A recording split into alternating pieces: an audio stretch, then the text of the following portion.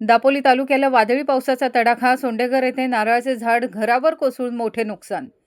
शनिवार दिनांक 9 मे रोजी दुपारी 3:30 ते 4 वाजण्याच्या सुमारास अचानक आलेल्या सोसाट्याचा वारा आणि वादळी पावसामुळे सोंडेघर परिसरात मोठे नुकसान झाले आहे. सोंडेघर येथे राहणारे मुकद्दर नांदगावकर यांच्या घरावर माडाचे झाड कोसळल्याने घराचे प्रचंड नुकसान झाले आहे.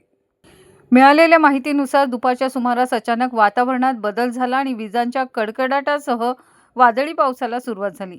यावेळी वाऱ्याचा वेग इतका प्रचंड होता की मुकद्दर नांदगावकर यांच्या घराशेजारी असलेले नारळाचे झाड मुळासकट उपटून थेट त्यांच्या घरावर पडले.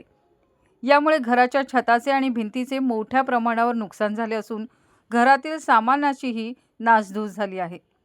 सुदैवाने ज्यावेळी हे झाड कोसळले त्यावेळी घरातील व्यक्ती सुरक्षित ठिकाणी असल्याने कोणालाही इजा झाली नाही.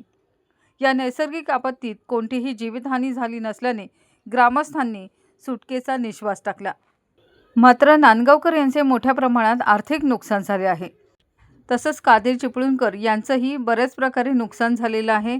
अशा प्रकारे बऱ्याचशा घरांचं नुकसान झालेलं आहे. प्रशासनाने या घटनेचा पंचनामा करून त्यांना योग्य भरपाई द्यावी अशी मागणी स्थानिक रहिवाशांकडून केली जात आहे. तसंच या ठिकाणी वीज पुरवठा देखील खंडित झालेला होता व वीज वाहिन्या तुटून पडलेल्या आहेत आणि रस्त्यावर माती चिखल असल्यामुळे दुचाकीस्वारांचे घसरून पडण्याचे अपघात वाढत आहेत.